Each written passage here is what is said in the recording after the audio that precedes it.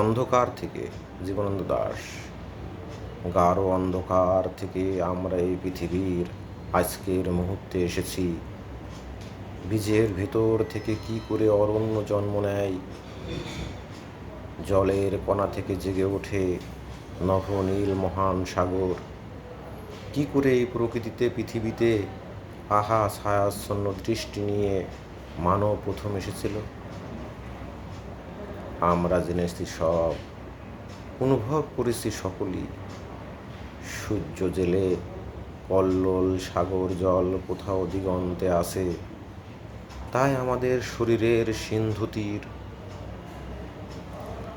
এইসব ব্যক্ত অনুভব থেকে মানুষের স্মরণীয় মন জেগে ব্যথা বাধা ভয় রক্ত ফেন শীর্ষ ঘিরে প্রাণে সঞ্চারিত করে গেছে আশা আর আশা। সকল অজ্ঞান করে জ্ঞান আলো হবে, সকল লোভের চেয়ে সৎ হবে নাকি সব মানুষের তরে সব মানুষের ভালোবাসা। আমরা অনেক যুগ ইতিহাসের সচকিত চোখ মেলে থেকে দেখেছি আসন্ন সূর্য আপনাকে বলয়িত করে নিতে জানে। নব নব মৃত্যু সূর্যে শীতে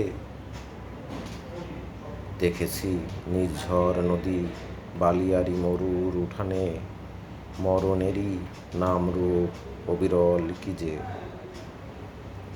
তবু শ্মশান থেকে দেখেছি সচকিত রৌদ্রে কেমন জেগেছে শালিধান।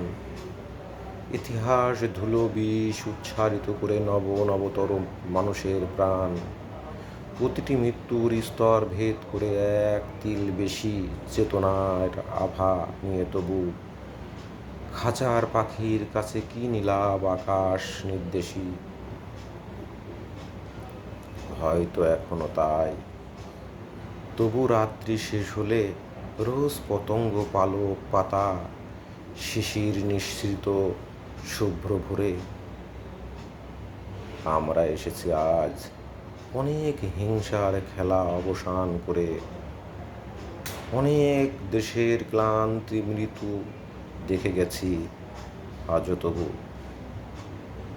আজও ঢের গ্লানি কলঙ্কিত হয়ে ভাবি। রক্ত নদীদের পায়ে পৃথিবীর বিভিন্ন জাতির শোকাবহ অঙ্ক কঙ্কালে কি মাছ তোমাদের মৌমাছির নীর অল্পায়ু সোনালি রৌদ্রে।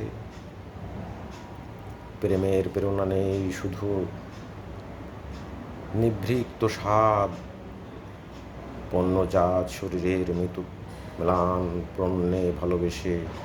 তবু হয়তো আজ তোমার উদ্দিন নবসূর্যের উদ্দেশ্যে ইতিহাসে সঞ্চারিত হয় ভিন্ন অভিন্ন জাতি মন মানব জীবন। হে পৃথিবীর সুখ মুখ যত বেশি চেনা যায় চলা যায় সময়ের পথে, তত বেশি উত্তরণ সত্য নয় জানি।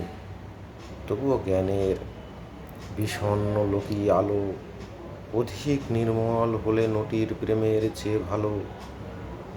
সফল মানব প্রেমে উচ্চারিত হয় যদি, তবে নবনদী নবনীর নগরী নীলিমা সৃষ্টি হবে। আমরা চলেছি সেই উজ্জ্বল সূর্যের অনুভবে।